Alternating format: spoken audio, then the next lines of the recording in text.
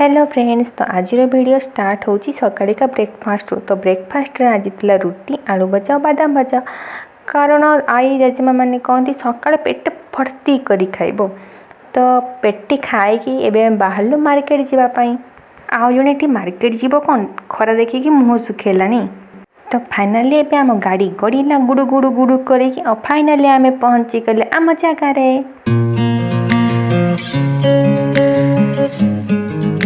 तो आज अगस्ट 15 थी देखुं भितर पूरा सजाई केते सुंदर। तो ये बहुत टाइप जिनस मिले। तो साइकिल देखिए मोर छोट बड़ कथा मन पड़ानी, काश मत भी साइकिल गोटे मिलता। तो आम जिनस कि नहींचे। तो ये बैडमिंटन भी गोटे नहीं मु। तो ये आम बिल्डिंग करके घर को जीवा। तो आज आफ्टरनून ये बिरियानी आ मटर तरकारी और रायता, बस एतिक आज खाई शोई पड़ार अच्छी। तो शोबू कौन ये फुल एंजॉय भी। तो देखा नेक्स्ट वीडियो।